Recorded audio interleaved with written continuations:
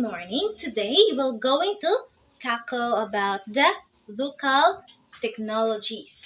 I have here some examples of local technologies. So please listen everyone.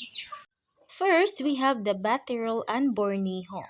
Ang baterol at Borneho ay isang sinaunang kagamitan sa paggawa ng isang mainit na tsokolate sa Pilipinas. And next, we have the Pamaypay. It is a traditional Filipino handheld fan made from natural materials. It is used to cool oneself, especially during hot weather. Next, we have kaguran. Ginagamit ito kapag tayo ay gagawa ng tuno galing sa lubi. Mani gamiton sa inyong mga mama or papa para magkagod og lubi. Para sa himuon nga biko or suman. Kailaba mo og kaguran. Now may kaguran sa inyo, ha? Okay. Do you know that kaguran is one of the traditional local technology na ginagamit pa noong unang panahon at hanggang ngayon ay ginagamit pa rin natin. Alam niyo ba kung paano gamitin ito? Mabuti naman. Nakagamit na ba kayo nito? Okay. Next, we have bulo.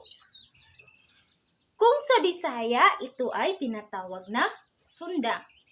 It is also one of the local technology that we use every day. Na ba may bulo sa inyo, ha? Okay. Ito ay ginagamit kapag tayo ay kapag may pinuputol tayong kahoy o iba pang bagay. Ito din ay ginagamit kapag sa pagbiak ng mga lubi. Yes. Ginagamit din ito sa mga Filipino farmers sa pagputol nila ng mga palay.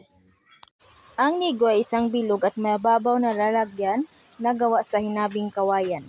At ito'y ginamit sa paglilinis at paghihiwalay ng mga butil tulad ng bigas, mais at palay. Sa inyong bahay, meron ba kayong nigo?